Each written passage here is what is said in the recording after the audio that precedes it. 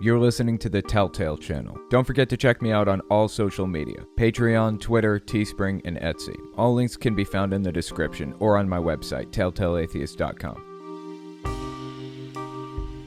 Hey, this is Owen. If you're comfortable, leave your first name and state at the sound of the tiny truck backing up. Hi, Owen. This is Aiden. I'm from Massachusetts.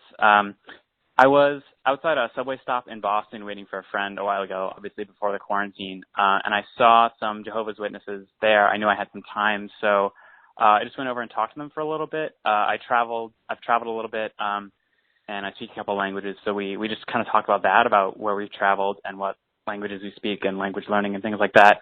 So my question is, do you think I should have pushed them harder? Should I totally ignore them? Did I do the right thing by kind of just talking to them as someone who is clearly an outsider in kind of a normal way?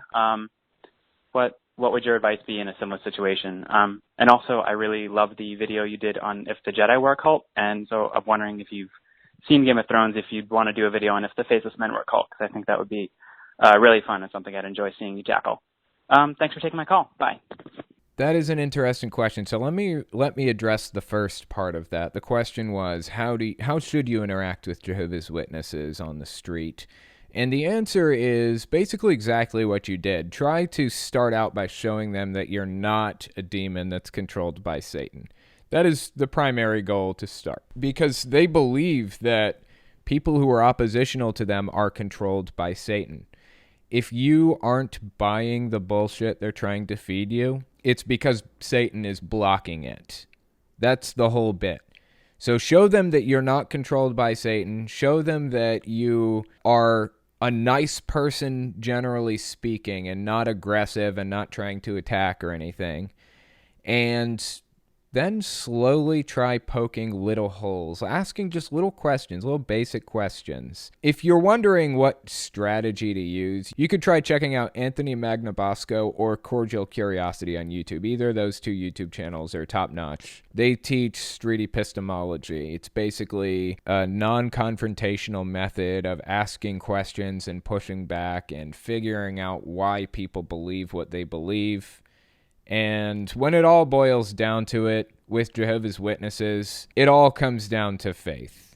That's what it boils down to. You have no real reason to believe what you believe. You just have to believe it with no evidence. That's basically what faith is. Belief without evidence, pretty much.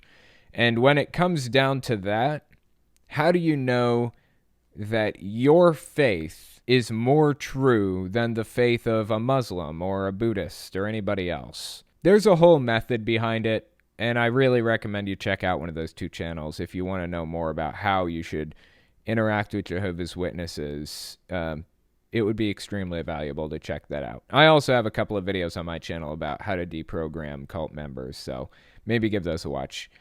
Now, about the second part of your question, you said you really liked the video I did on the Jedi and wondering if I've seen Game of Thrones. The answer is no, I have not. I haven't seen Game of Thrones, unfortunately. I heard it was absolutely phenomenal up to season 5, and then it just goes downhill from there. My girlfriend has seen Game of Thrones, was a big fan up until, really, really fucked up with the whole writing situation on that. But I do like covering fictional cults. I feel like it's a good break from the serious nature of my channel sometimes, I cover some really serious shit sometimes, some really deep shit, and it's not fun all the time to go through some of this. So every now and then I do try to cover something fun. Like I try to cover the Jedi. I really wanted to do the cult in Far Cry 5. I heard that there's a cult in Far Cry 5.